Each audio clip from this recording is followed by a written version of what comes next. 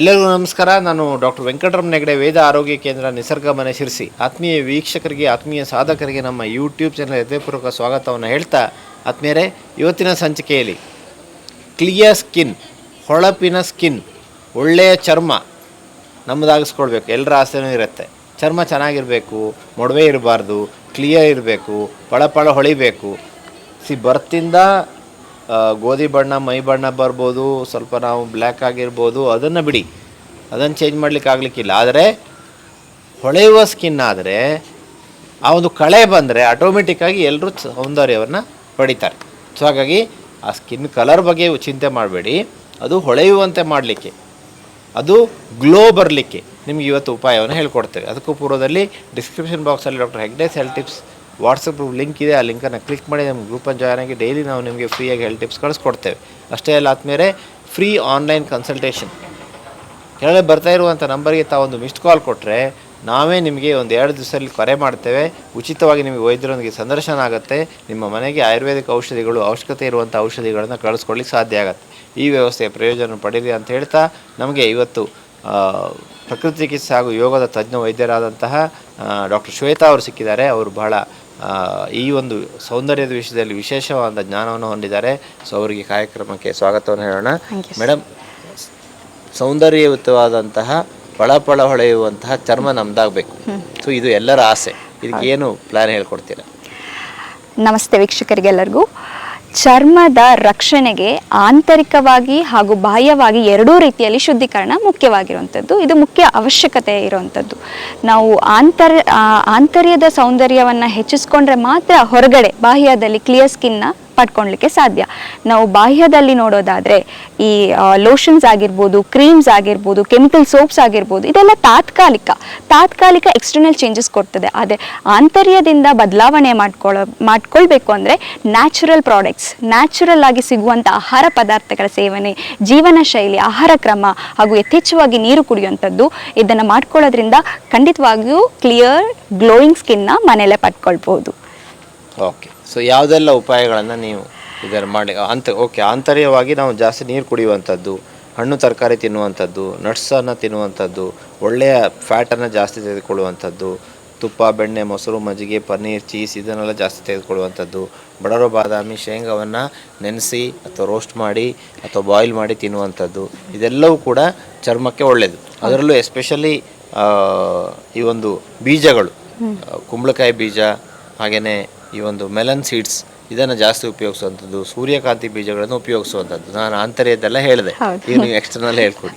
Okay sir, ನಾವು first one ಹೇಳೋದಾದರೆ, ಮನೆಯಲ್ಲೇ ನಮಗೆ ಈ ಏನು ಪುದೀನ ಎಲೆಗಳು ಸಿಗ್ತದೆ, ಪುದೀನ ಎಲೆಗೆ ಒಂದು 4-5 ಡ್ರಾಪ್ಸ್ ಜೇನುತುಪ್ಪ ಹಾಕಬೇಕು.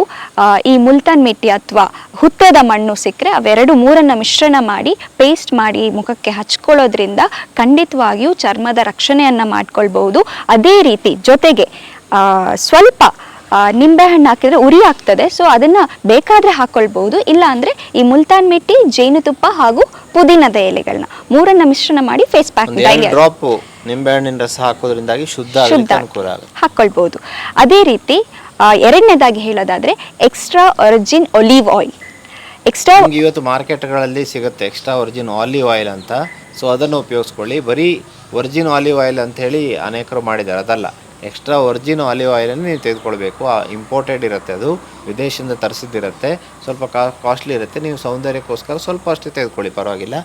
ಓಕೆ. ಅದರ ಜೊತೆಗೆ ಮೊಸರು, ಒಂದು 2-3 ಸ್ಪೂನಷ್ಟು ಮೊಸರು ಹಾಕ್ಕೊಂಡು ಅದಕ್ಕೆ ಸ್ವಲ್ಪ ಮೆಂತೆಯನ್ನು ಪೌಡರ್ ಮಾಡಿ ಆ 3 ಮಿಶ್ರಣವನ್ನು ಫೇಸ್ಗೆ ಹಚ್ಚೋದ್ರಿಂದ ಈ ವ್ರಿಂಕಲ್ ಸುಕ್ಕುಗಟ್ಟುವುದನ್ನು ನಾವು ತಡೆಗಟ್ಟಬಹುದು. ಸೊ ಮುಖದಲ್ಲಿ ಬೇಗನೆ ವಯಸ್ಸಾದಂಗೆ ಕಾಣುವಂಥದ್ದು, 30 ವರ್ಷಕ್ಕೆ 40 ವರ್ಷ ಆದಂಗೆ ಕಾಣುವಂಥದ್ದನ್ನು ಕಡಿಮೆ ಮಾಡ್ಕೊಳ್ಳಿಕ್ಕೆ ಈ ಒಂದು ಉಪಾಯ ಸಹಾಯ ಮಾಡುತ್ತೆ.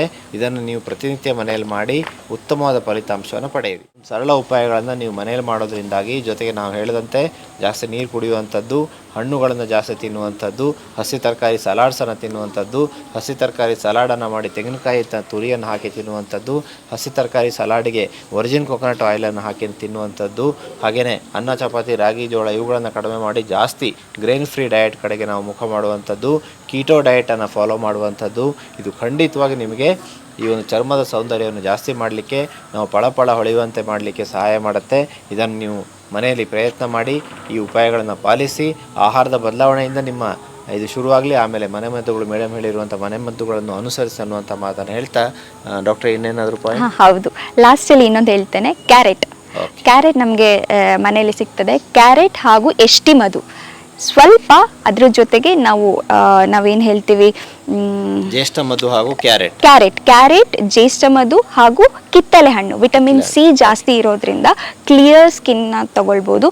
ಅದೇ ರೀತಿ ಕಿತ್ತಳೆ ಹಣ್ಣು ಸಿಕ್ಕಿಲ್ಲ ಅಂದರೂ ಕೂಡ ಈ ಪಪ್ಪಾಯ, ಟೊಮ್ಯಾಟೊ ಈ ಥರ ಹಣ್ಣುಗಳನ್ನ ನಾವು ಯೂಸ್ ಮಾಡ್ಕೊಳ್ಬೋದು. ಇದನ್ನ ಪ್ರತಿನಿತ್ಯ ಈ ಸ್ನಾನಕ್ಕಿಂತ ಮುಂಚೆ ಹೋಗೋದು ಪೇಸ್ಟ್ ಆಗಿ ಮೂರನ್ನು ಮಿಶ್ರಣ ಮಾಡಿ ಪ್ರತಿನಿತ್ಯ ಫೇಸ್ಗೆ ಹಚ್ಚೋದ್ರಿಂದ ಕೂಡ ಈ ಕಾಂತಿಯುತವಾದ ಸೌಂದರ್ಯಯುತವಾದ ಹೊಳಪನ್ನ ನ್ಯಾಚುರಲ್ ಆಗಿ ತಗೊಳ್ಬೋದು ಮನೆಯಲ್ಲಿ.